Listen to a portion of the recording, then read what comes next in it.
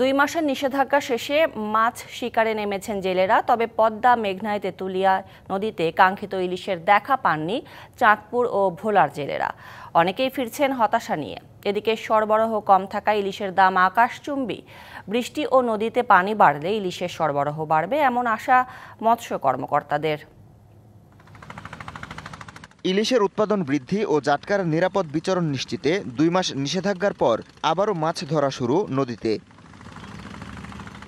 ইলিশের আশায় পদ্মা, মেঘনা, তেঁতুলিয়া সহ বিভিন্ন নদীতে জাল ফেলেন অনেকে। বুধবার রাতভর কাজ করে চাঁদপুরের প্রায় ৪৫,০০০ জেলে সকালে ফিরেন বড় স্টেশন মাছঘাটে। দেশি প্রজাতির কিছু মাছ পেলেও কাঙ্ক্ষিত পরিমাণ ধরা পড়েনি ইলিশ।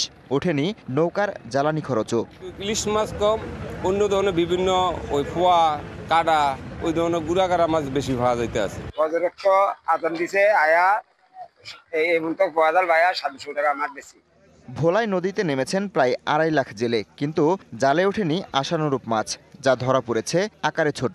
একনল হ্যান্ড ওয়াশ 100% প্যারাবেন ফ্রি, তাই নিরাপদ হাতের জন্য আস্থা রাখুন একনলে। বড় আশা করে গেছিলাম, মাছ টাছ পাইনি, মানে 8-10টা পাইছি মাছ, আর কটা বড় মাছ পাইছি। 5টা ইলিশ পাইছি, 2000 টাকা পেয়েছি, আর কয়টা ফোয়া মাছ হয়েছে, এমনি মিলেছে মোট 58,000 টাকার মাছ পাইছি। আমার 13 টাকা। নিষেধাজ্ঞার পর ইলিশের জন্য মুখিয়েছিলেন ক্রেতারা। তবে সরবরাহ কম থাকায় যোগ হয়েছে বাড়তি দামের খড়গ।